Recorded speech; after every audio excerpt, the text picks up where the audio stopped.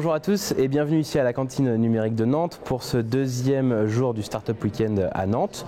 Les équipes ont commencé à travailler ce matin à partir de 9 h et elles ont toujours en ligne de mire la présentation devant le jury dimanche soir. Pour savoir ce qu'ils font concrètement, nous avons interrogé Morgane et Adrien que nous avions déjà rencontrés hier. Phonatom propose un jeu qui permet d'organiser le partage des tâches domestiques de manière conviviale, amusante, afin de promouvoir la paix dans les foyers. Exigence, répartition en deux.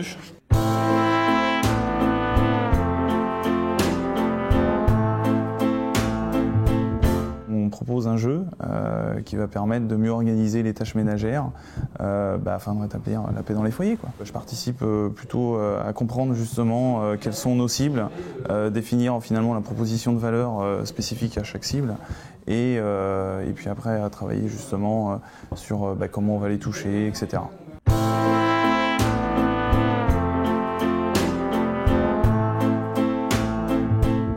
Sur la texture, ouais.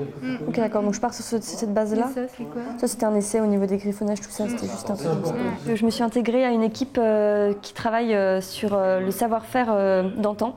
Donc les recettes de grand-mère, les astuces qu'on a un peu perdues avec le temps, avec les générations qui ont suivi. Et on voudrait en fait rentabiliser un peu ces choses-là en les remettant au goût du jour et en les amenant sur un site où les gens pourront les trouver, pourront avoir de nouvelles façons de, par exemple, nettoyer ses vitres, faire des gâteaux qui n'existent plus maintenant, qu'on faisait avant. Moi, je suis plutôt au niveau du graphisme, donc charte graphique et web design. C'est logo, l'ambiance colorée, l'écriture, la typographie, tout ce qui va ressortir et ce qui va faire vraiment, qui va imager un peu le projet. Est-ce qu'on présente avec des petits encarts, genre la recette 1, la recette 2, la recette 3, ou si on part sur ton principe de grandes recettes qui défilent? Est-ce que vous voyez ce que je veux dire?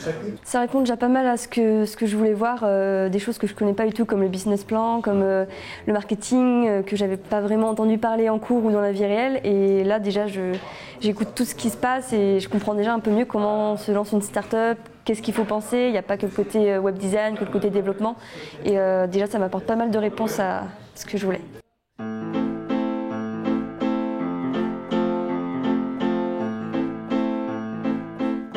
On peut avoir un produit qui est hyper innovant, mais seul le produit innovant, il ne suffit pas. Voilà. Il y a aussi un business model qui doit être travaillé et sur lequel on va rechercher de l'innovation. Voilà. Et c'est l'alliance des deux qui vraiment va pouvoir garantir un succès.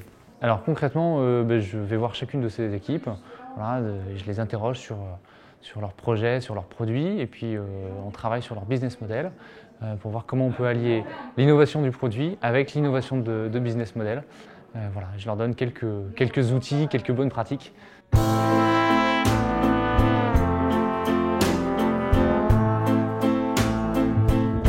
Après, on discute tous ensemble et on voit l'hypothèse qu'on retient et qu'on présente. Donc là, on ne s'embête pas, en fait, on fait plein d'hypothèses. Donc on colle le post-it qui va avec notre hypothèse. C'est le projet Boomerang. Donc l'idée dans la vie, c'est quand on fait des prêts, c'est un peu comme quand on jette un boomerang. On apprécie toujours de le récupérer et si possible dans le même état et sans aucune douleur et en toute simplicité. Donc l'objectif du projet, c'est de traiter la phase la plus difficile dans un prêt. C'est quand on a prêté un objet et qu'il ne nous revient pas, justement. Et donc on veut mettre en place un mécanisme qui va réaliser automatiquement la relance.